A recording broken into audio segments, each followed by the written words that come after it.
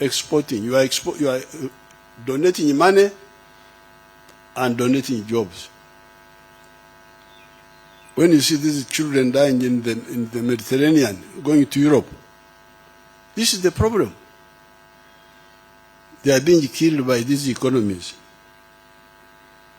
of raw materials. So you can go to every raw material, whether it is agro-based or minerals.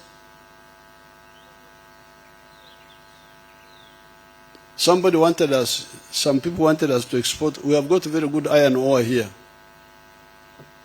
The best in the world, high grade, 70% pure.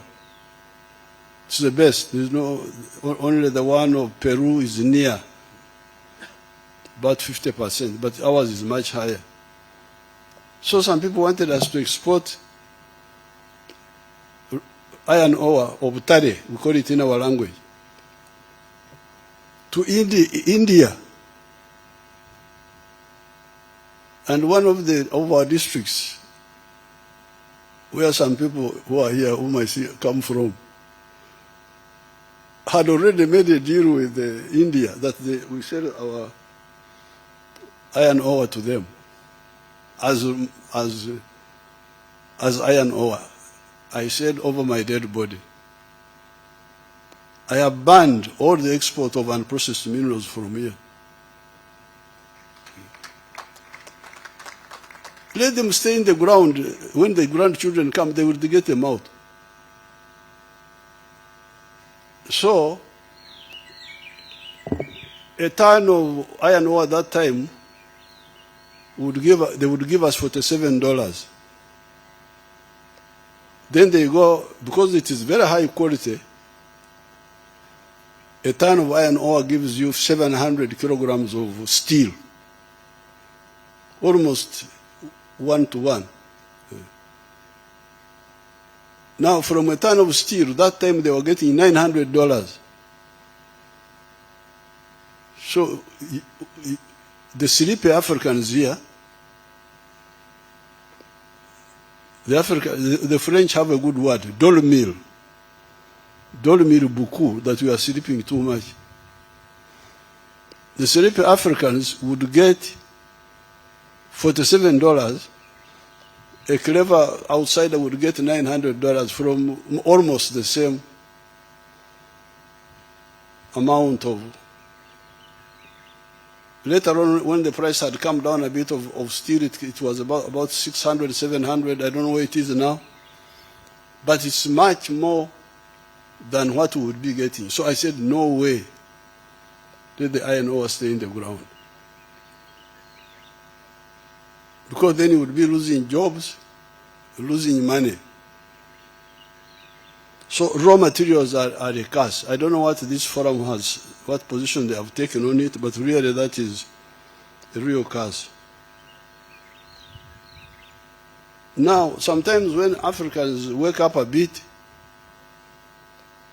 they concentrate on import substitution.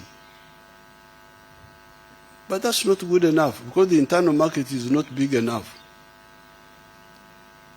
We must, yes, do import substitution, but also engage in export promotion, because the export markets are bigger than the internal market. That's also another area to look at. Now, the other bottleneck are the small economies, the balkanization of Africa into these small markets. Because when people really wake up, you will soon find that the internal market is not enough. In Uganda, when these Ugandans got some stability and woke up, in a very short time, they found that everything was in surplus. The internal market was not enough. The milk production, 86 were producing 200 million liters a year. We are now producing 5.3 billion liters of milk a year. But the Ugandans consume only 800 million liters. So more than 4 billion liters of milk is surplus. The internal market is not enough. maize, cement, steel, all those products, tires, and so on, industrial and even agricultural. The internal market is not enough.